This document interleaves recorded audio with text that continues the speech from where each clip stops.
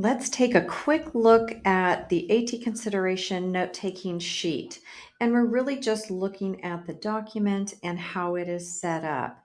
It is about 3 pages long, but it could be a little bit longer depending on how much you fill out. So it might just pop on over to the 4th page if you end up taking a lot of notes or fill out multiple areas of need.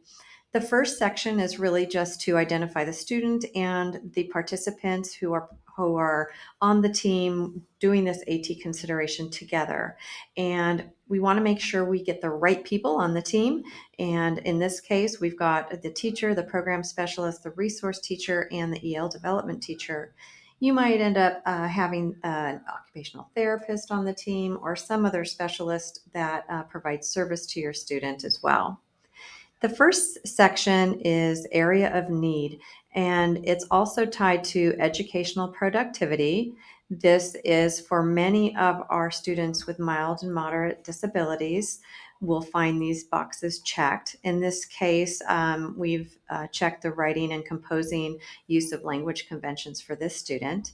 And in the box next to it is where we dive deep and we go into what the barriers are happening for the student, and we've got plenty of space here to put that information.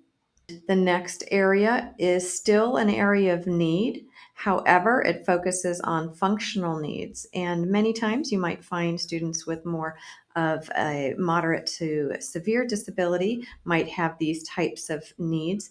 But we also have students in the mild moderate disability areas that things might pop up here as well. Particularly, you might find the digital skills area pop up. And for this student, his keyboarding skills were not up to speed to keep up with his writing, so this was marked as well. After we have decided on those areas of need together as a team, we need to answer these really important questions. And are we comfortable that we've identified the areas of need and understand the barriers and challenges that exist? And if we understand it and we feel comfortable with the information, then we're going to circle yes, and we're going to continue down and start talking about strategies and tools. If it's no, and we feel like we need to dive deeper into these, then we might go into something called a student access plan. And that is something you'll learn about a little bit later. And the next page, we find an area to break down and prioritize specific strategies and AT tools. We don't want to put too many in here. We don't want to overwhelm. So we start with 3. And hopefully the prioritizing of those top 3 is a good place to start for the student. In this case, there are just 2, and they're focused, of course, on the area of need. So we have the writing, and then we have the digital tool building, skill building, and that's keyboarding practice. This is the area where we really break it down. We want to know what strategies or features are needed. We want to know what the student is using now. Is it working? We want to know the environments that it's anticipated that this tool or strategy will be needed. And then we want to break it down to the very end.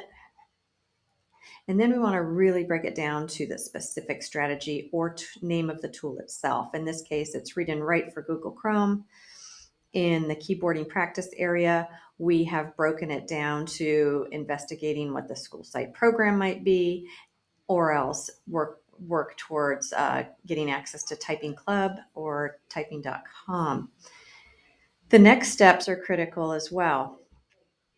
We need to know as a team, are these current strategies successful in addressing the student's needs? And if yes, we may need to move ahead and document these in the IEP. If there are no current tools or the ones that are in place aren't working, and we are going to trial these potential strategies and tools, then we typically will use a trial planning and documentation form to help us. There is also an area for notes, and this is a really great place to take notes about things that the team feels are critical and important to get this moving forward. In this case, there is some information on facilitating the trial. And that is what the AT consideration note-taking form looks like.